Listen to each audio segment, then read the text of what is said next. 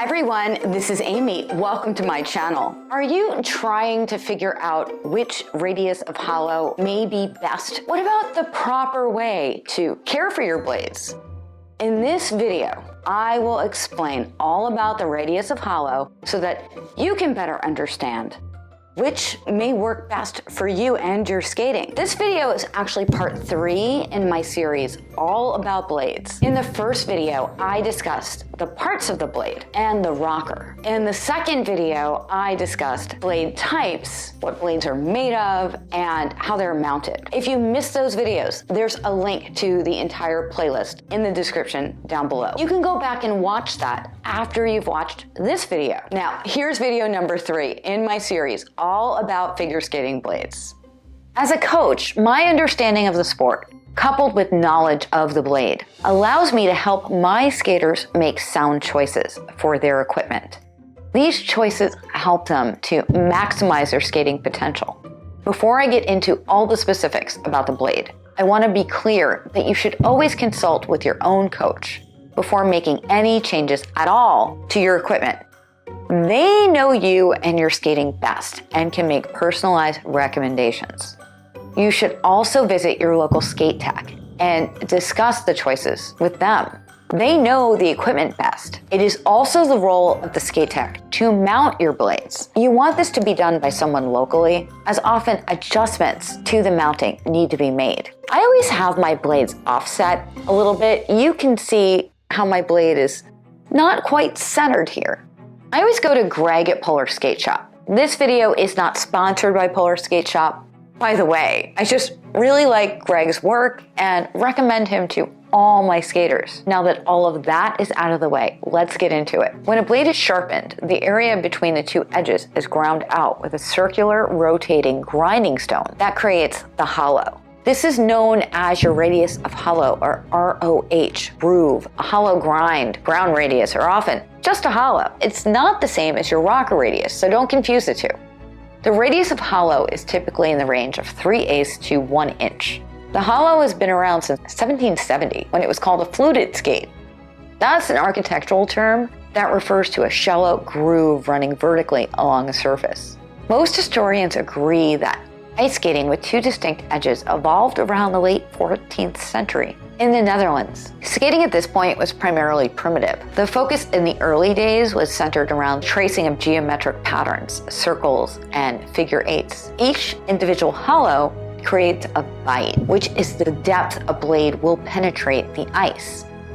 It affects your control and glide. The deeper the penetration, the tighter the control and more friction. Shallower penetration creates less drag, better flow and speed, but less grip. The optimal hollow varies for each individual skater. It depends on your skating style, your weight, the ice hardness, and your preference. Most skaters prefer hollows from 7/16 to 5/8. A deeper hollow may make you feel like the blade is in control.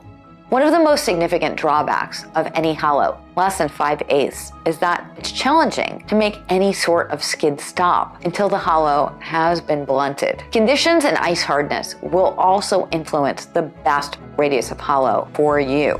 If you're skating on hard hockey ice, the ice temperature is usually 17 to 23 degrees, while figure skating ice is generally a little warmer, 25 to 26 degrees. High humidity also softens the top layers of the ice, requiring a flatter grind. During the colder months, the ice will be consistently harder. So you may want to consider a slightly smaller radius during the time of year if you regularly skate on colder or harder ice.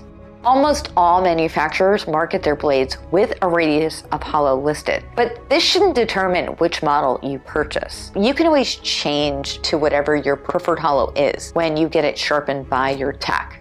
While most manufacturers produce their skates with a factory sharpening, this is usually not of the best quality. Always get your blades sharpened by a qualified skate technician before skating on them.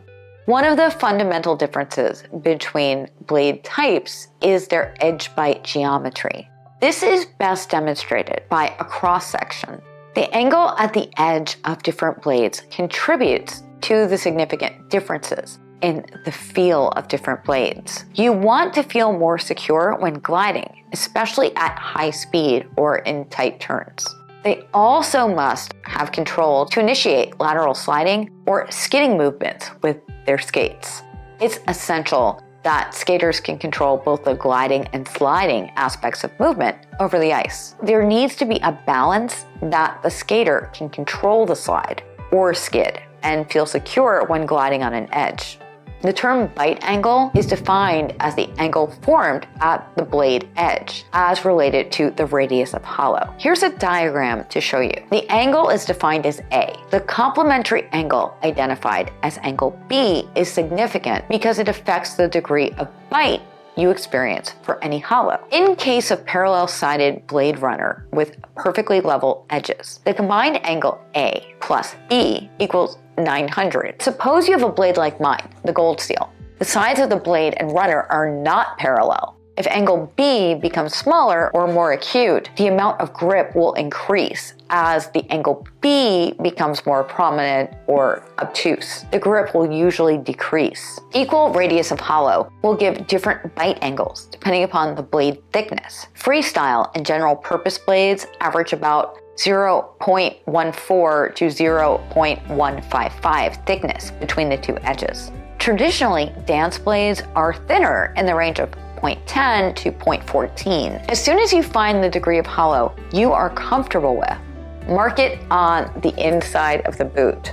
The hollow required must be maintained. The difference of 1/8 in the hollow of a blade sharpened to 5/8 would amount to 20%, which is a considerable difference. When you get a new blade, do not assume that the hollow put in at the factory will suit your requirements or that the edges are parallel or level. All new blades should be sharpened before use, preferably even before they're mounted. A good sharpener will sharpen the blades without altering the profile of the blade or the rocker radius. They'll keep the edges of the blade level, not interfere with the toe pick.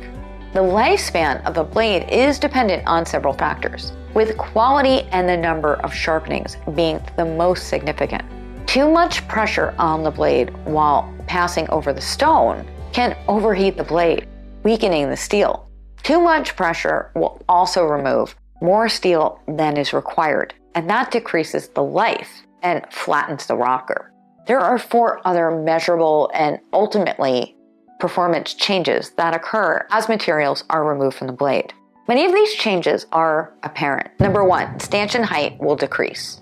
Number 2, the shape and size of the drag pick changes. The geometric relationship of all the other picks to the runner will change. That's actually how I knew that I needed to replace the blades on my ice fly. The pick was so low that every time I stroked, I hit it. Number 3, depending upon the blade type, side honed or dovetail, the bite angle will change. Number 4, poor maintenance can also shorten the useful life of a blade. Guards stored on a wet blade will increase pockets of rust that will eat into the steel, creating microscopic holes in the blade. Removing these rust marks can require a lot of the blade to be removed, and that further alters the rocker. Always dry your blades very carefully after each use. When walking on land, always wear guards to protect the edges from nicks or damaging effects of salt, sand, and other corrosives. Store your blades in soakers like these that can be used when transporting to protect your blades. Soakers also wick away condensation and inhibit rust. If you're storing your blades for an extended period of time, like maybe over the summer, have your skate tech apply lubricant to the blades. Every month, check the tightness of your screws securing the blades to the boot sole. Make sure that any loose screws are tightened up, because loose screws can sometimes feel like a dull blade. Blades should be sharpened after every 20 to 25 hours on the ice, which for most skaters translates to sharpening every 4 to 6 weeks. The variance depends on the frequency of skating and how advanced you are. Most skaters can feel if the edges are damaged or do not feel secure anymore. But suppose you wait too long between sharpenings. In that case, you may experience an adjustment period that can disrupt your training for a day or 2. Ideally, if you time sharpenings correctly, you will feel little or no difference after sharpening. Freshly sharpened blades will have a consistently satin sheen, Did this video help you out? Do you have other questions? Leave me a comment down below and let me know. If you found this video helpful, please give it a like and share it with somebody else you think it could help. And just post it to your social media too. I post videos every week to help you with your figure skating, nutrition, fitness, and live a better life. So remember to subscribe and ring that bell so you never miss a video. This is Aimee. Happy skating. I will see you real soon. Thank you for watching. Bye.